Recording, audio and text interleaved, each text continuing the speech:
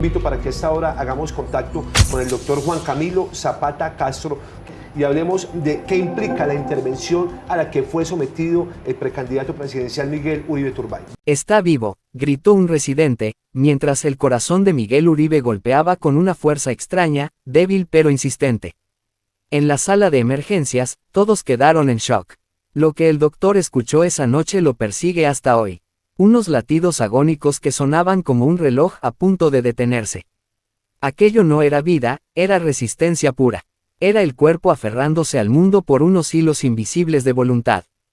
Eran las 8:42 de la noche del 7 de junio, cuando Miguel Uribe, exsecretario de Gobierno de Bogotá y figura pública en ascenso, ingresó al hospital tras un ataque brutal.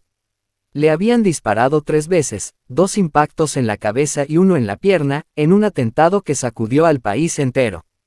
Lo impactante no fue solo el ataque, sino lo que sucedió cuando su cuerpo inerte llegó a urgencias, aún con pulso. El doctor Fernando Hakim, uno de los neurocirujanos más reconocidos del país, llegó de inmediato. Al acercarse al cuerpo, se preparó para declarar la muerte clínica. Pero entonces escuchó un sonido que lo hizo congelarse. El monitor cardíaco mostraba una débil pero constante actividad. Ese corazón no debía seguir latiendo. Tenía 2 balas en el cráneo, y aún así, su cuerpo luchaba, dijo más tarde, con voz quebrada. Pero lo que realmente hizo temblar al doctor fue el ritmo. Los latidos no eran normales. Eran irregulares, frenéticos, desesperados. Como si el propio corazón gritara auxilio. No era solo el pulso, era un sonido aterrador. Como si él supiera que estaba muriendo. Como si el cuerpo estuviera consciente de su final, relató una enfermera presente en la sala.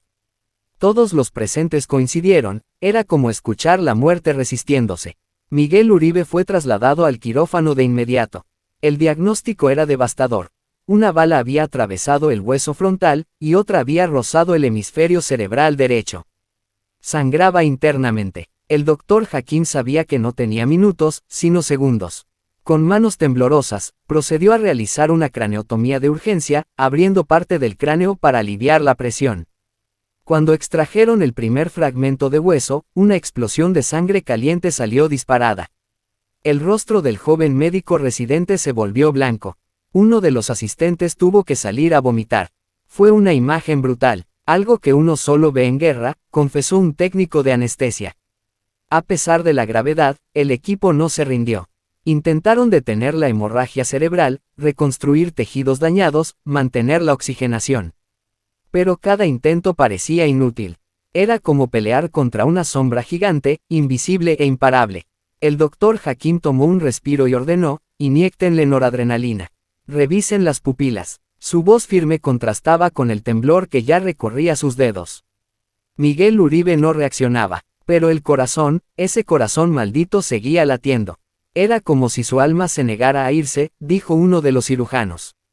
He visto muchos cuerpos luchar, pero lo de Miguel fue otra cosa. Era algo sobrenatural. Lo que ocurrió después no está en los informes médicos. En medio de la operación, Miguel Uribe abrió un ojo. Solo uno. Lo suficiente para mirar al doctor Hakim directamente. Fue solo un segundo, pero suficiente para estremecerlo. Esa mirada no era de dolor, ni de miedo. Era una súplica silenciosa, como si él supiera que era su última oportunidad, dijo el médico. Desde ese momento, Hakim no volvió a operar sin recordar ese rostro. El paciente volvió a quedar inconsciente inmediatamente. Pero el doctor, ya no era el mismo. Salió temblando de la sala. No por el esfuerzo físico, sino por lo que había sentido. Había algo ahí, algo que no sé explicar. Una conexión, o una despedida. Afuera, el hospital se llenó de medios, familiares, políticos y ciudadanos que pedían respuestas. Nadie sabía si Miguel seguiría con vida en la siguiente hora. El doctor salió de la sala, aún con la bata manchada de sangre, y se acercó al jefe de unidad. Dijo en voz baja: está vivo, pero no sabemos por cuánto. Su corazón sigue, pero el daño es profundo, muy profundo. Hoy, el caso de Miguel Uribe sigue siendo un misterio entre la vida y la muerte.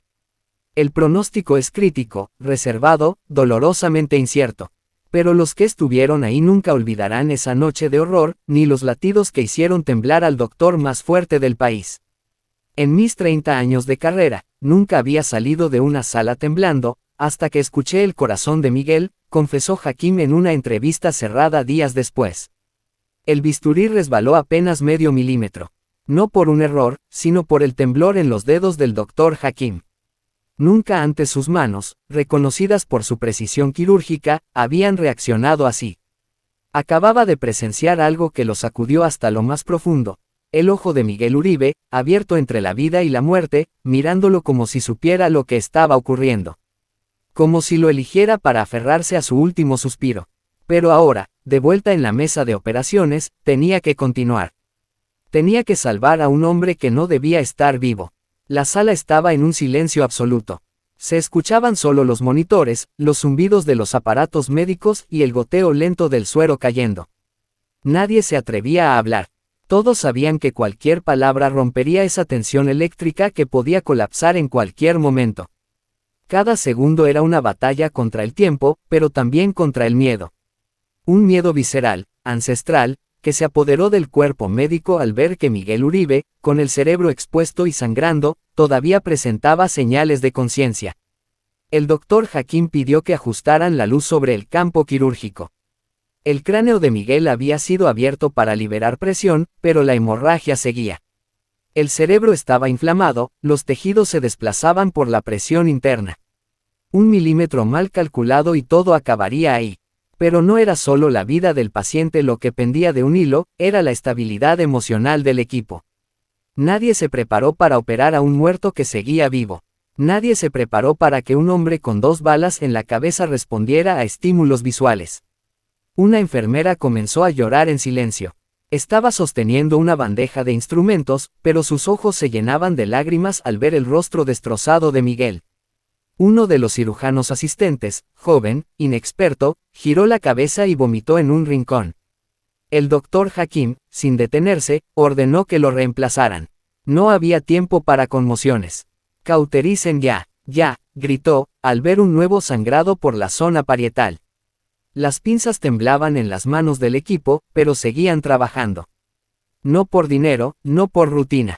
Lo hacían por respeto a la lucha de ese cuerpo que se negaba a morir. En un momento clave, la presión intracraneal comenzó a subir. Era señal de que el cerebro estaba colapsando. Hakim tuvo que tomar una decisión radical. Ordenó seccionarle un área dañada del tejido cerebral. Era una apuesta brutal, de consecuencias impredecibles. Si lo lograba, Miguel viviría, pero tal vez nunca volvería a hablar, caminar o reconocer a alguien. Si fallaba, sería el final definitivo. «Tienen que confiar en mí», dijo, con los ojos fijos en la zona que iba a cortar.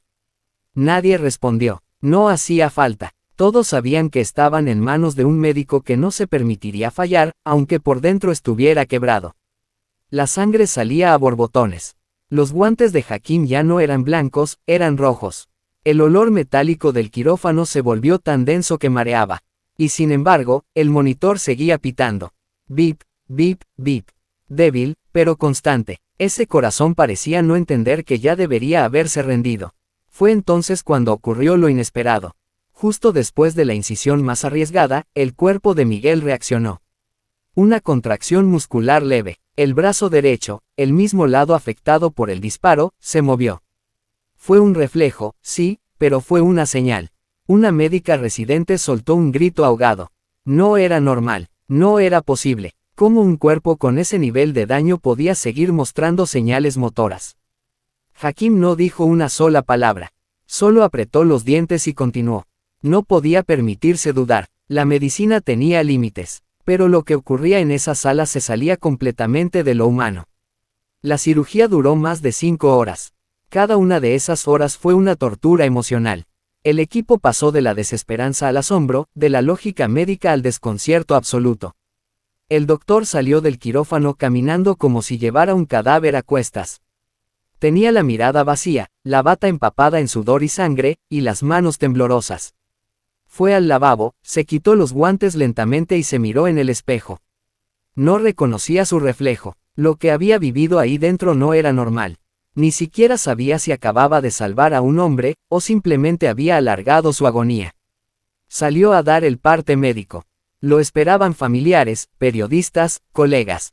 Todos esperaban una palabra de aliento, una señal de esperanza. Pero el doctor solo dijo 3 frases. Está vivo, pero no sé cómo, y no sé por cuánto. Luego se retiró. Dijo que necesitaba descansar, pero la verdad era otra. No podía con la carga emocional. Lo que había vivido con Miguel Uribe no era una operación común. Fue un enfrentamiento con la muerte cara a cara. Y el recuerdo de ese ojo, esa mirada silenciosa y agónica, seguía clavada en su mente como una maldición. Horas más tarde, uno de sus colegas le preguntó si creía que Miguel sobreviviría. El doctor, sin dudarlo, respondió: no lo sé, pero si sobrevive, no será gracias a nosotros. Será por algo mucho más poderoso que la ciencia. Lo perdemos. Lo estamos perdiendo. Ese grito rompió el aire como un cuchillo afilado. El monitor comenzó a emitir una alarma irregular. La línea del electrocardiograma se estiraba, intermitente, como si estuviera a punto de extinguirse. El cuerpo de Miguel Uribe entró en paro cardíaco. Todos se paralizaron por una décima de segundo. Un instante mortal. El silencio se apoderó de la sala. Fue como si todo el hospital se quedara sin aire. Luego, un solo orden despertó a todos. Reanimación ya. Comenzamos protocolo. El equipo saltó sobre el cuerpo inerte. El desfibrilador llegó volando de manos temblorosas. El primero en aplicar las palas fue el mismo Dr. Hakim. Sabía que un solo error y todo terminaría. Cargando, descarga. El cuerpo de Miguel se estremeció. Nada, ni un movimiento, ni un pitido. Cargando otra vez, descarga. Un segundo espasmo sacudió la camilla. Un pitido corto, y otra vez la línea recta. Las manos del doctor comenzaron a sudar bajo los guantes. El rostro del anestesiólogo estaba pálido. Una de las enfermeras soltó un sollozo ahogado. No por miedo, era desesperación. Estaban viendo cómo se apagaba la vida delante de sus ojos, sin poder evitarlo. Miguel Uribe ya había desafiado la lógica médica una vez. Pero ahora parecía que el cuerpo finalmente se rendía. Minuto 1. No hay respuesta. Minuto 2. Nada. Minuto 3. La línea seguía recta. Afuera, la familia esperaba en una habitación helada, mientras la noticia se esparcía por los medios. Políticos, periodistas, seguidores y enemigos, todos contenían la respiración. Nadie decía una palabra, solo los pasos del personal resonaban como ecos de una cuenta regresiva invisible. Dentro del quirófano, el doctor Hakim no paraba. Ya habían pasado 5 minutos de reanimación. En condiciones normales, habrían parado. El protocolo dicta que luego de 5 minutos sin respuesta, el cuerpo comienza a colapsar. Pero Hakim no se detuvo. Porque él había visto algo. Una mirada, una señal, una lucha que no era física, sino del alma. No te vayas. Aún no, susurró entre dientes, mientras empujaba el pecho de Miguel con fuerza. Otra vez, carga completa. Descarga. Y entonces, sucedió. Un pitido. Lento, débil, pero ahí estaba. El monitor volvió a sonar. Las pupilas, sin movimiento antes, comenzaron a contraerse. Lo tenemos, gritó una residente con la voz rota por la emoción. Lo tenemos. Regresó, pero nadie celebró, porque lo que siguió fue aún más aterrador. El cuerpo de Miguel Uribe comenzó a convulsionar levemente. No eran espasmos normales. Eran movimientos desconectados, como si su sistema nervioso estuviera intentando reconectarse a la fuerza. Como si cada célula gritara desesperadamente por volver. El médico anestesista aumentó la sedación al límite. El corazón, aunque latía, lo hacía en un ritmo desesperado. Irregular, inestable, como si quisiera avisar que podía parar en cualquier momento. Hakim se apartó unos segundos. Respiró, miró al techo, y luego al cuerpo de Miguel. No sé qué te mantiene aquí. Pero sea lo que sea, no te sueltes todavía. A las 2 horas del paro cardíaco, Miguel seguía vivo. Técnicamente, el equipo completo permaneció en alerta máxima. Una médica mayor, con más de 20 años de experiencia en traumatología, murmuró. Yo vi cuerpos volver, pero esto es distinto. No se trata solo de sobrevivir. Él está peleando desde otro plano. Un asistente médico confesó más tarde que, durante los minutos de muerte clínica, sintió un frío profundo en la sala. Como si algo invisible estuviera pasando por allí. Una energía pesada, aterradora, fue como si el tiempo se detuviera.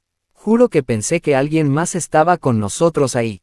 Hakim, en su primer descanso luego de 14 horas sin dormir, escribió en su libreta personal: Hoy vi la vida vestida de muerte, y la muerte huyendo por miedo. Nadie supo a qué se refería. Solo él, solo quienes estuvieron ahí, solo los que oyeron el silencio que dominó el hospital cuando Miguel Uribe cruzó el umbral, y regresó. Pero no todo era milagro. Al regresar el pulso, las imágenes cerebrales mostraron algo aún más alarmante: una zona del hemisferio izquierdo estaba comenzando a necrosarse. Las funciones del lenguaje, la memoria, el habla, la capacidad de razonamiento, todo estaba en riesgo. Si sobrevivía, podría no volver a ser la misma persona. Podría no recordar ni su nombre. Una junta médica fue convocada de urgencia. El informe era demoledor. Paciente masculino, 38 años. Daño neurológico severo. Estado crítico. Pronóstico extremadamente reservado. El doctor Hakim se mantuvo en silencio durante la reunión. Solo al final dijo: puede perderlo todo, incluso su identidad. Pero si está luchando así, es porque algo más fuerte lo está guiando. Y eso no está en nuestros libros. Afuera, el país seguía expectante. Nadie sabía que mientras la televisión repetía las mismas imágenes, dentro de esa sala había ocurrido algo que rayaba lo imposible. Un hombre con 2 disparos en la cabeza había vuelto. Contra todo, contra todos, contra la muerte misma. Y lo que quedó grabado en la mente de todos fue ese momento exacto, entre los minutos 3 y 4 del paro, cuando la clínica entera quedó en absoluto silencio.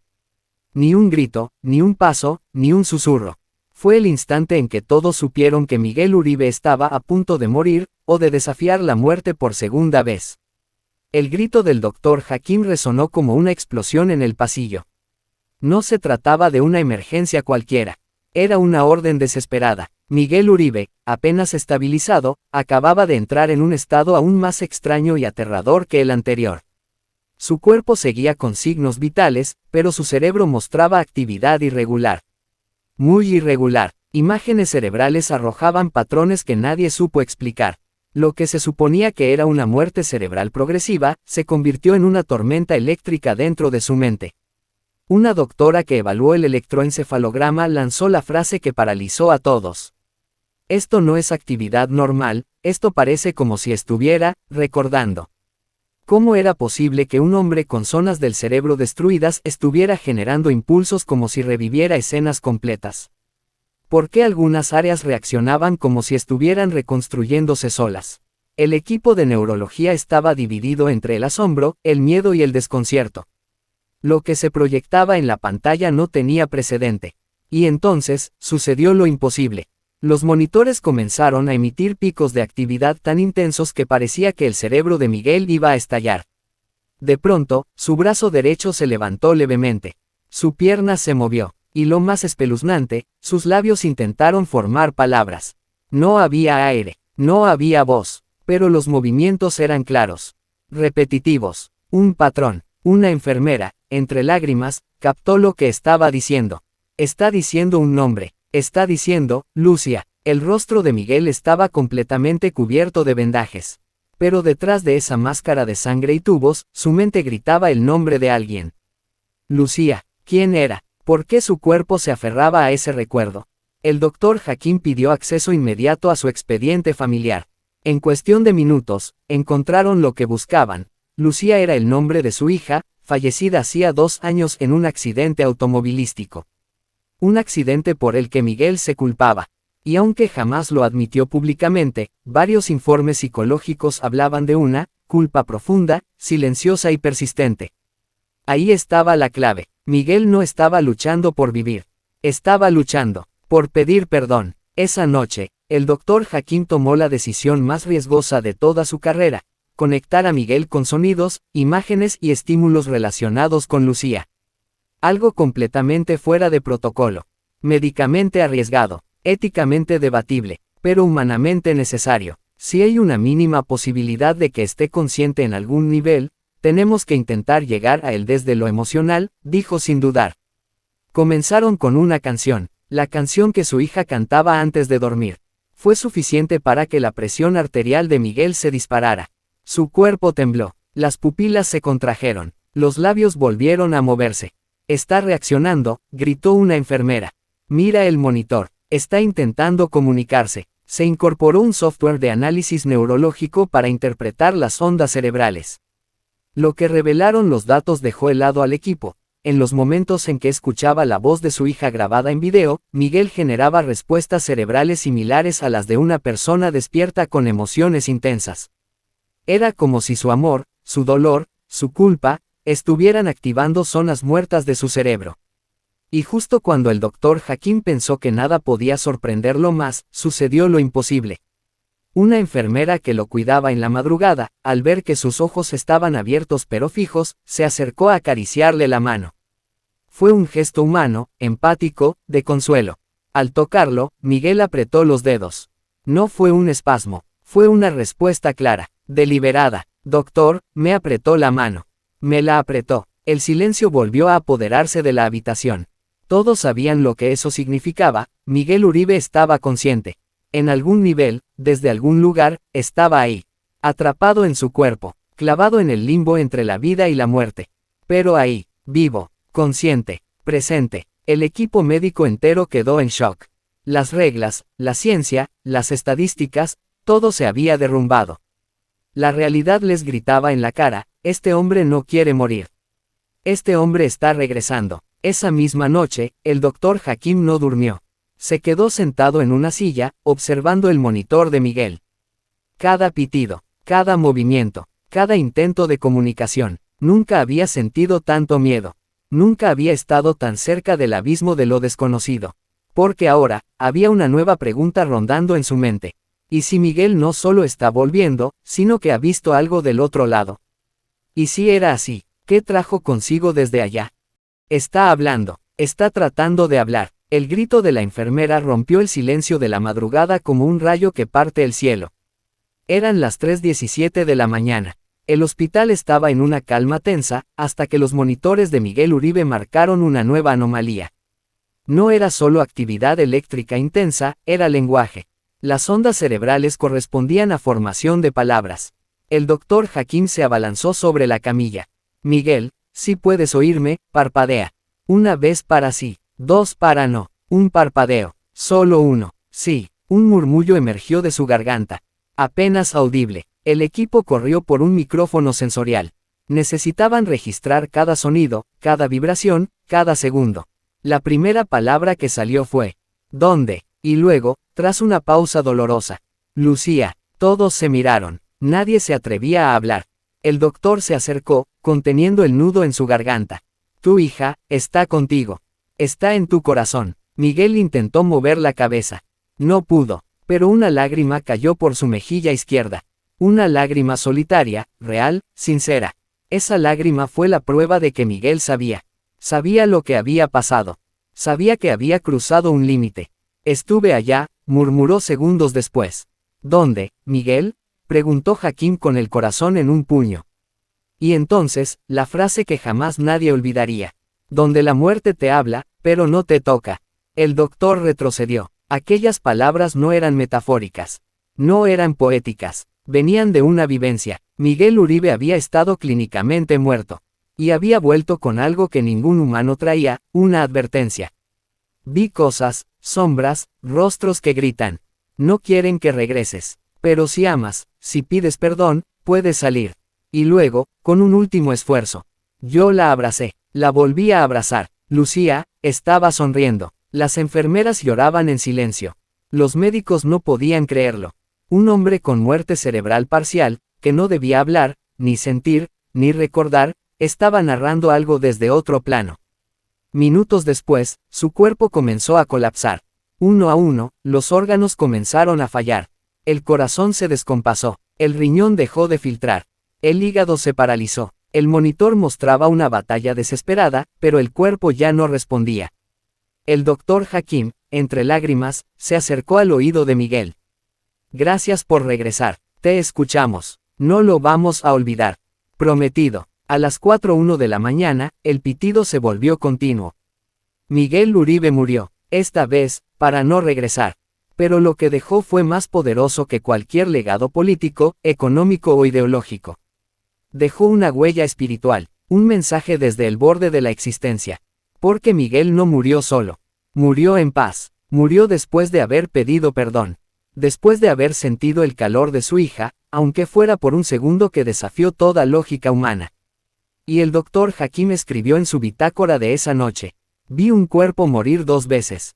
Y una alma regresar para dejar una advertencia. Desde hoy, no seré el mismo médico. Ni el mismo hombre. Miguel me enseñó lo que significa luchar con amor hasta el último latido. Días después, los archivos con las grabaciones fueron sellados.